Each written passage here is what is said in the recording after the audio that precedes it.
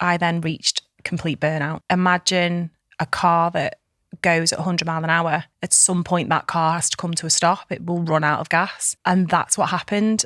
On this episode of Spill the Tea with LLIB, we have the lovely Katy Lehman. So Katy, can you share with our listeners more about your business and what sets it apart? Yeah, so my business is Solace Breathwork, and I launched my business on the back of a journey. My background was very corporate based, and I reached a point in my life where I reached severe burnout. And I found breathwork. So it was very sort of accidental how this business has formed for me. And it's something that I'm really passionate about because I was so disconnected. I want to empower women and men and families to be able to feel things, to be able to not let go of them where it's something that you have to get rid of, but integrate it in a way that you can build a relationship with those parts of yourself to be able to thrive in life, ultimately, to be able to come to a place within yourself where you understand yourself. And in that, what happens after that just means that everything in life gets better. So your relationships, your health, your emotional state, your ability to cope, your fitness, and then ultimately to be able to grow your business. Wow. That was a really heavy start, wasn't it? It was a bit, sorry. So what inspired you then? What was that journey that led up to you being in this particular industry? Yeah. So I was never that kid at school that wanted or knew what I wanted to do. Like I was never the vet or, the nurse or the teacher. I was just like, I just want to be successful. And I didn't really understand what that meant. Yeah. My dad was self-employed. My mum was a stay-at-home mum majority of the time, but my dad was always there on a Sunday. So it wasn't like, he had his own business and he was never around. So I just kind of fell into things in school. I fell into the office job. And my main background for the last sort of 20 odd years has been mortgages. And I worked myself up to a point where I launched my own business just before the pandemic. And without me knowing, there was things that was happening in my life where I was getting further and further disconnected from myself. And I had no clue what was going on when I look back. I felt like I was winging things. I felt very misunderstood in myself and misunderstood around probably my friends and my family. I just felt like things weren't quite right. And there was a few sort of big events that happened that weren't integrated in my life. So then what happened is I then reached complete burnout in 2020. Imagine a car that goes at 100 miles an hour. At some point, that car has to come to a stop. It will run out of gas. And that's what happened. Health-wise, everything just stopped. Like everything was pulling me down. But on the outside, my business was thriving. I was opening an office. I look back at pictures now and I'm like, wow, only my husband kind of knew what was going on behind closed doors. And it's because it was never, for me, it's never really been, there was never really a place for me to be held or understood in a way that I needed. And I found breathwork and it just blew me open, I'll be honest. And I was like, wow, I realised that in that moment, I didn't remember the last time that I was with myself because everything's so external, if that makes sense. And I just felt a sense of self-connection and it just sent me down this breathwork sort of journey.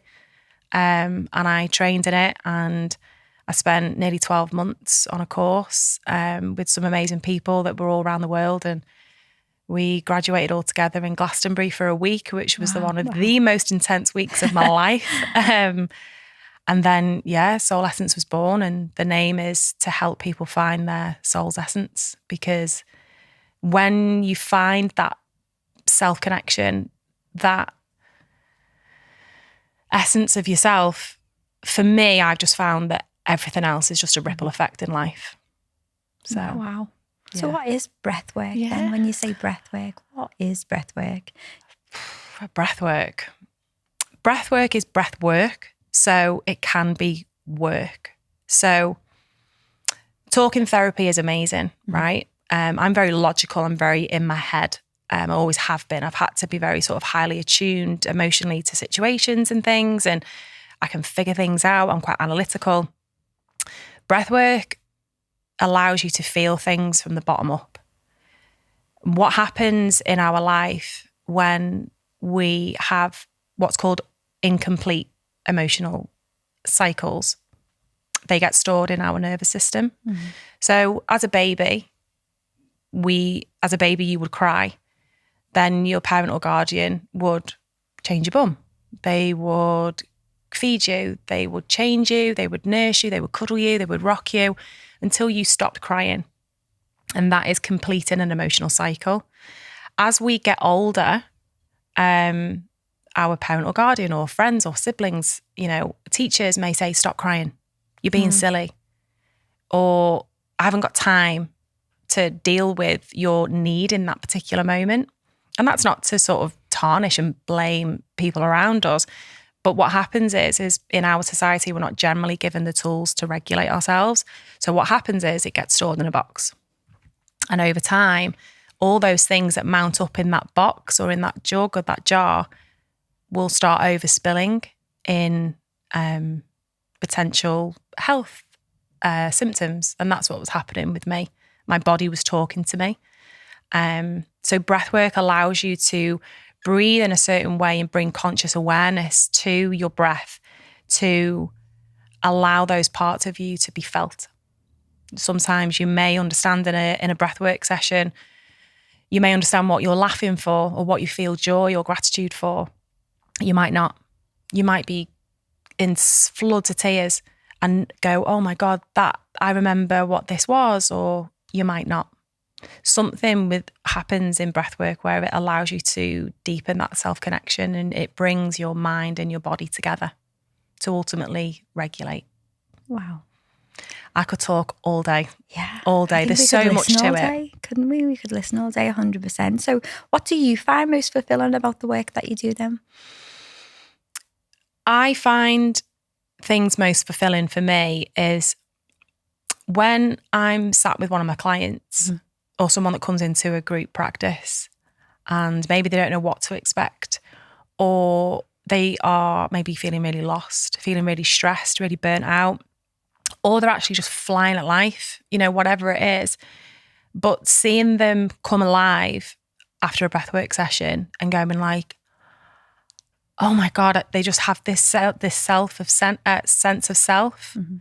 And seeing that and what that does for them in that moment, and then how they have realizations about things. And it's the empowerment piece for me. Seeing people go, there's nothing wrong with me. There's things that I can do. I've got my toolbox that I can help myself with in those situations. Yeah. So it's the empowerment piece for me. So what does is there a typical breathwork type session? What would it look like in one of your sessions? Yeah. Is it people sitting around on the floor breathing? Kind of, yeah. Yeah, in my head. Yeah. So there's different breathwork practices that I teach.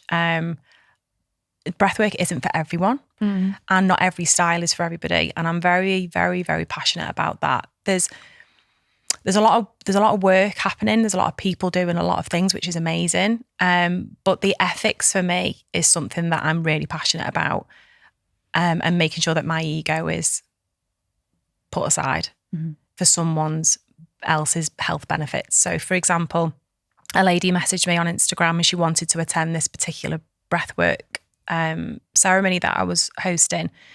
And I asked her a few questions about it and I said, this one isn't for you. My ego in business absolutely could be, yeah, come, but asking certain questions and being aware of where people are at is really important for them to be able to experience the relationship with the breath that they should have, if that makes sense. So depending on the type of session, generally, getting down on the floor, breathing, and it might be to music and my words and my guides.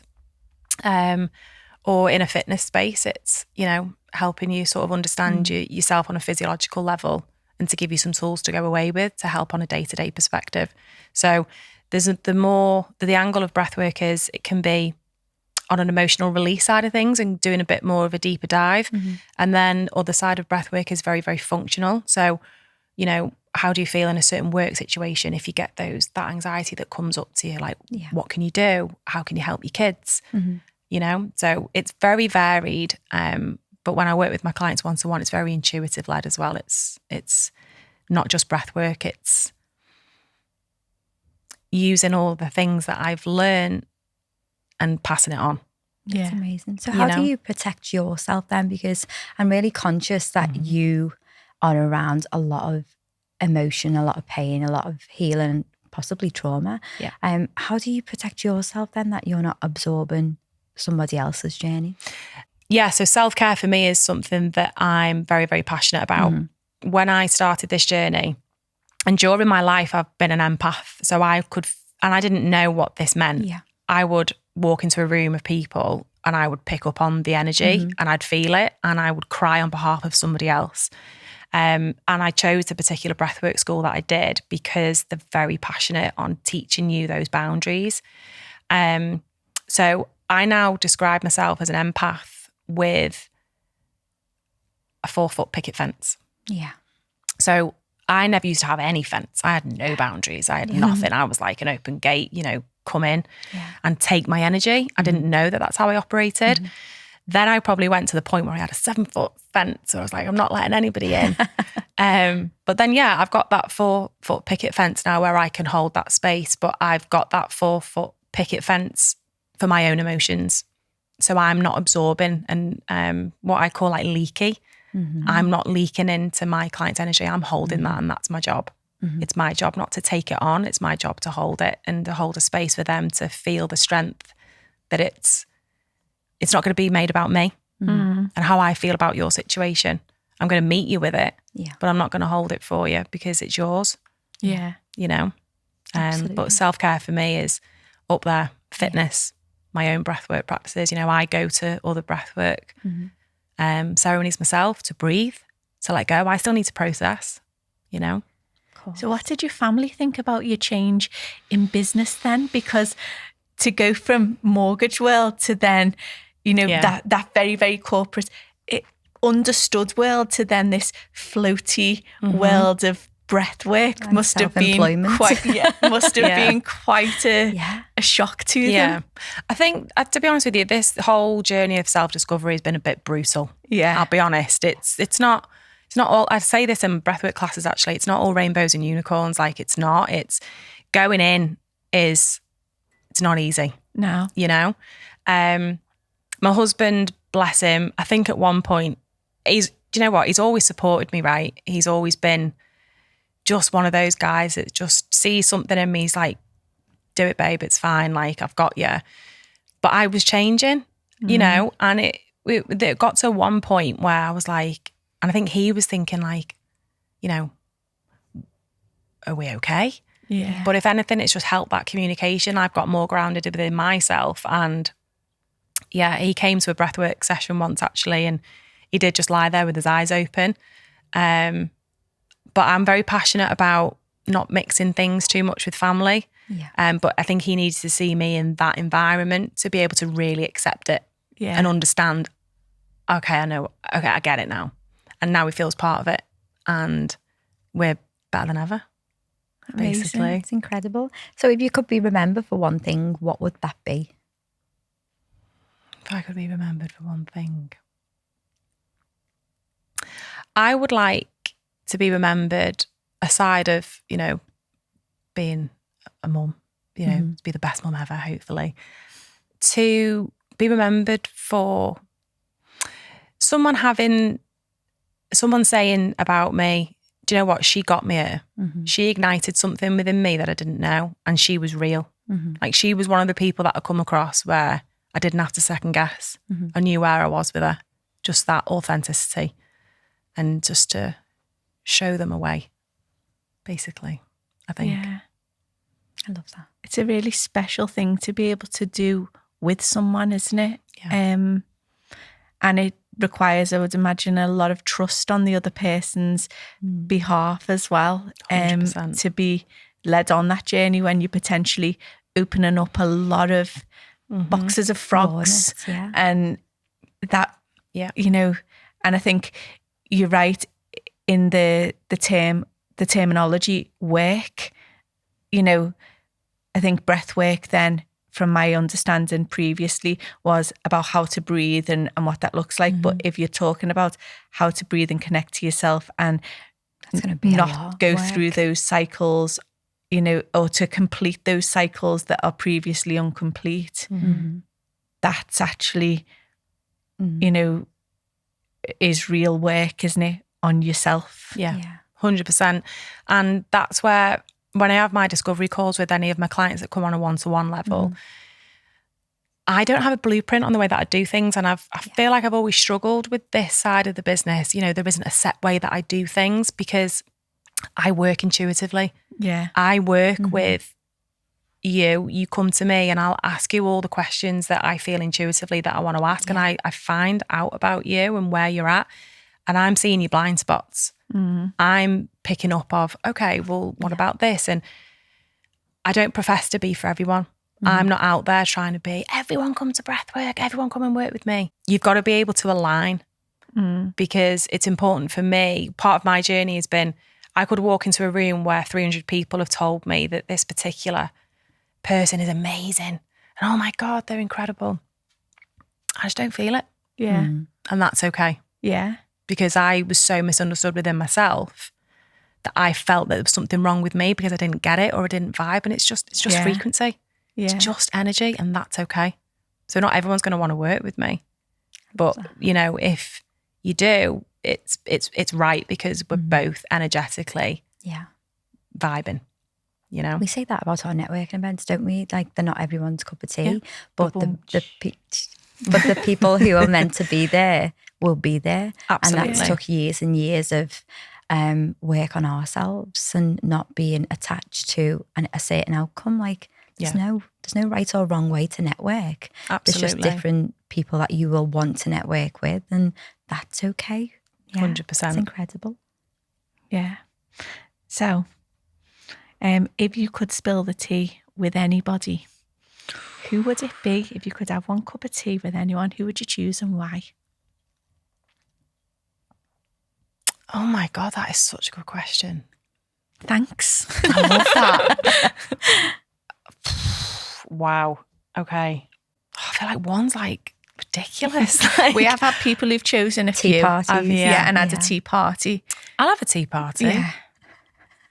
Okay. I feel like, oh my God, this is really difficult. This is like now my overthinking mode. I was like, this one. Mine would be, I hope I don't offend anyone by not choosing them, even if they don't know me. Oh, bless you. Beyonce sitting there going, that Calon's bullshit. He didn't choose me. I love that. I feel like this is so random, but Elvis. Okay. Like random. Why not? For, I don't know why, but Elvis in a really random way. There would be, I'd probably go Stephen Bartlett. Okay. Oh. I'd go for him. I would also, oh my God, this is really, I can't believe how difficult I'm finding this. I'd love to see Elvis and Stephen Bartlett together. Imagine that. Yeah, that'd be good, that, wouldn't it? Yeah. Good energy. I think Elvis would just want to sing and Stephen would want to talk and understand more about how Elvis did what he did. Absolutely. Gable Mate. Okay. Oh, yeah, the happiness expert. Love him. And I'm going to go with my daughter. Oh. When she's an adult. Yeah. Do you know what I mean? How old is she now? She's 6, going on 16. Gorgeous age. Do you know what? There was a YouTube clip a few weeks ago, and it was the same question as we ask here, but it was around if you could have a meal with anyone, who would it be? And they asked it to children, they asked it to adults. Every single child answered, my mum and dad.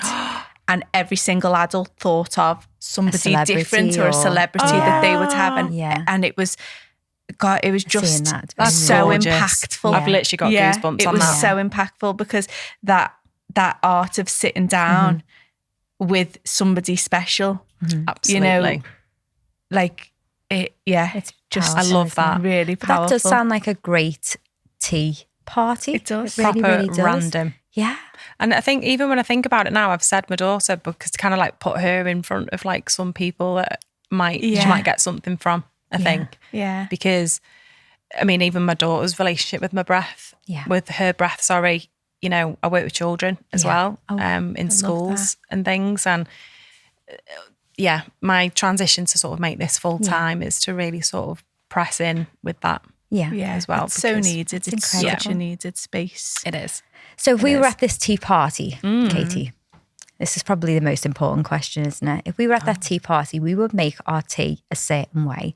And now we want to ask you, how would you make the perfect cup of tea for your guests if you didn't have a teapot?